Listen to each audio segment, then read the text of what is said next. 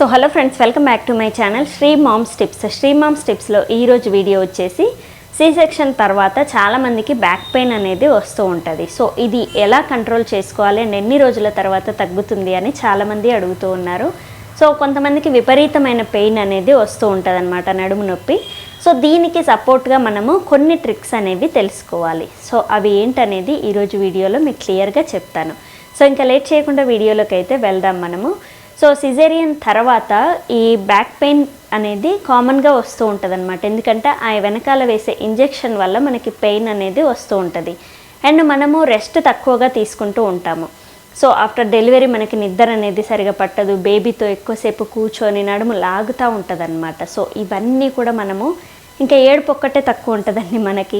So ఇలాంటివన్నీ మనం భరిస్తూ ఉంటామన్నమాట. సో ఇవన్నీ కూడా కొంచెం బ్యాక్ పెయిన్ అనేది ఎక్కువగా వచ్చే అవకాశం ఉంటుంది. కాబట్టి ఇది కొంచెం కంట్రోల్ చేసుకునే ట్రిక్స్ అనేవి ఉంటాయి. సో అవేంటి అనేది ఈరోజు వీడియోలో మనం క్లియర్గా తెలుసుకుందాం. అందులో నెంబర్ 1 ట్రిక్ వచ్చేసి మామూలుగా బెల్ట్ పట్టీ అనేది పెట్టుకోవడం వల్ల కొంచెం నడుముకి సపోర్ట్ అనేది దొరుకుతూ ఉంటుంది అనమాట.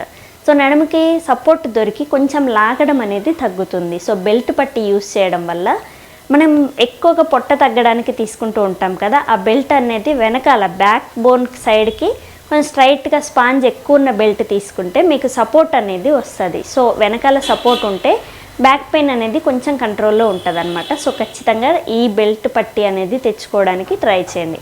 అది లేకపోతే కొంచెం టవల్తోనైనా కొంచెం సపోర్ట్ అనేది ఇవ్వండి నడుముకి. అండ్ దాని తర్వాత ఇంకొక ట్రిక్ ఏంటంటే కొంచెం రెస్ట్ అనేది ఎక్కువగా తీసుకోవడానికి ట్రై చేయండి. బెడ్ రెస్ట్ అంటే పడుకోవాలి, స్ట్రైట్గా పడుకోవడానికి ట్రై చేయండి. సైడ్కి అటు ఇటు పడుకొని ఉంటాం కదా ప్రెగ్నెన్సీలో. సో వెనకాల బాగా సపోర్ట్ రావాలంటే స్ట్రైట్గా పడుకోవాలి మనము. సో స్ట్రైట్గా పడుకుంటే కొంచెం నడుము నొప్పి అనేది తగ్గే అవకాశం ఎక్కువగా ఉంటుంది. అండ్ దాని తర్వాత మూవ్ ఉంటుంది కదా, మూవ్ కానీ ఏదన్నా పెయిన్కి సంబంధించిన నడుము నొప్పికి సంబంధించిన క్రీమ్స్ అనేవి మీరు వాడుకోవచ్చు హ్యాపీగా. సో స్ప్రేస్ ఇలాంటివి వాడొద్దు, ఓన్లీ క్రీమ్ అలాంటిది ఏదన్నా అప్లై చేసి మీరు బ్యాక్కి కొంచెం మసాజ్ లాగా చేయించుకోవాలి వేరే వాళ్ళతోనే. సో దీనివల్ల కూడా మీకు ఇంప్రూవ్మెంట్ అనేది, ఈ నొప్పి అనేది కంట్రోల్ చేసుకోవచ్చు కొంచెమైనా. అండ్ దాని తర్వాత పాలు అనేవి బాగా తాగాలి. పాలలో మనము విటమిన్ పౌడర్ అనేది వేసుకోవాలి. ప్రోపియల్ లేదా మదర్ హార్లిక్స్ ఉంటుంది కదా, ఇవి మనము 6 months వరకు వాడాలి. సో ఇలా వాడితే ఈ బోన్ అనేది కొంచెం స్ట్రాంగ్గా ఉండే అవకాశం ఎక్కువగా ఉంటుంది. అండ్ కాల్షియం ట్యాబ్లెట్స్ కూడా మీరు 6 months వరకు యూస్ చేయాలి. దీనివల్ల కూడా బ్యాక్ బోన్ అనేది కొంచెం కంట్రోల్ అవుతుంది. ఆ బోన్ అనేది స్ట్రాంగ్గా ఉండాలి. మొత్తం కంప్లీట్గా బోన్స్ అన్నీ కూడా స్ట్రాంగ్గా ఉండాలంటే కాల్షియం ట్యాబ్లెట్ అనేది చాలా ఇంపార్టెంట్. సో ఖచ్చితంగా ట్రై చేయండి.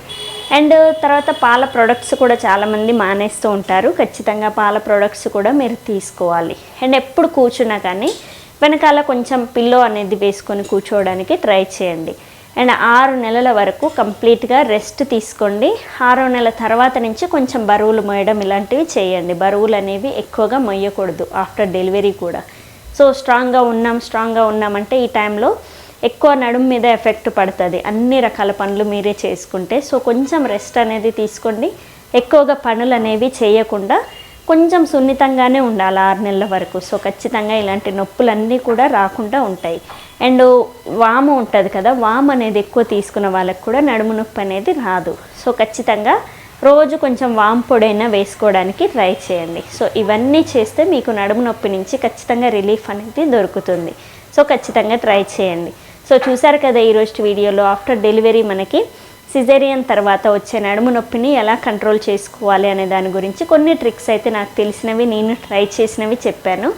6 నెలల లోపే ఉంటుందండి. 6 నెలల తర్వాత ఖచ్చితంగా పోతుంది. నాకైతే 6 నెలల లోపు వరకు నొప్పి అనేది ఉండేది. 3 నెలల వరకు అయితే విపరీతమైన పెయిన్, 3 నెలల తర్వాత కొంచెం లైట్గా ఉండేది. 6 నెలల తర్వాత అయితే ఇంకా పెయిన్ అన్నది ఏమీ ఉండదు. సో ఖచ్చితంగా ట్రై చేయండి మీరు కూడా.